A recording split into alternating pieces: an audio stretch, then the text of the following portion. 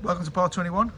What we're doing today, I'm just going to start with some really good news. You know that we had the brake pivot was missing and I sort of resigned myself to buying a new one. Well, I'm actually doing some garden cleaning up here.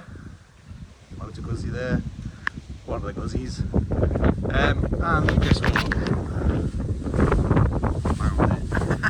It's in the sweepings here.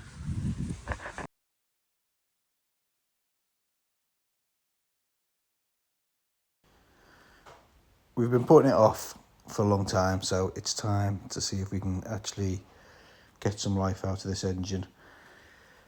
The idea really is just to establish that it's going to fire. So the big things I really want to work out are the carbs going to leak? I'm slightly worried that the carbs are going to leak fuel everywhere.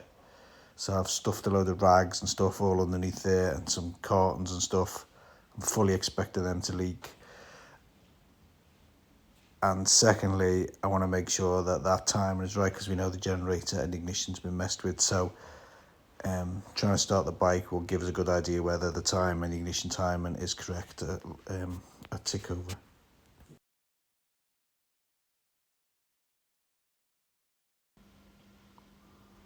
No sign of any leaks yet. It's running now. Well, the tap's on. Let's just wait a bit. Let's just see how it's going. Nope. That looks clear.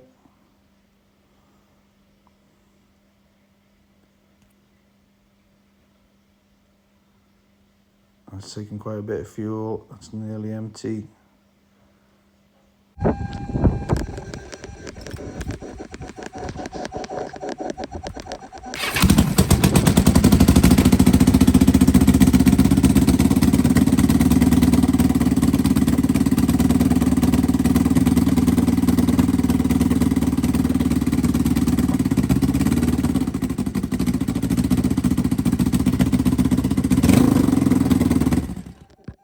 Right, so that answered that question.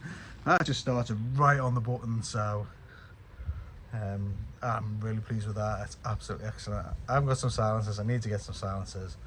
Right, that makes me think the engine's good. I don't really want it running too much. There's no silencers on it to make it a real racket.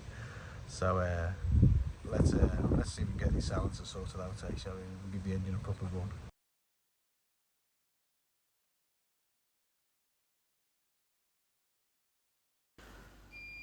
So that's answered us quite a few questions there. First of all, does the engine run? Yes, it does. Is the engine in good condition? Are the valves adjusted? Do we have good compression? I just started right on the button, really sharp, and I had a real good crackle to it. So I'm hoping that engine is really good. I couldn't hear any nasty noises out of there.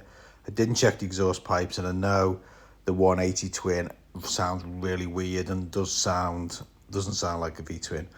It does sound like a bit of an ill single, but anyway, that's good. The carbs are working, the chokes are working, there's no fuel leaks, everything's good. We've got everything connected up, the wiring's connected up good.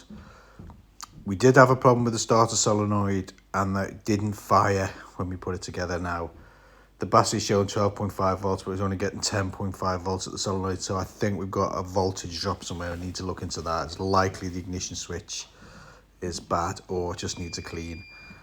On the subject of electrics, we know now that the generator is producing a good spark, and that spark is correct. Now, it doesn't mean the ignition advance is right, but we know the initial setting now for the ignition is good. And so that CDI unit, which we thought might be the wrong ignition unit for the generator, doesn't appear to be a problem. I don't quite understand why that is working, but I won't argue with it if it is working. So I think we'll leave it there, and we'll see you on the next one.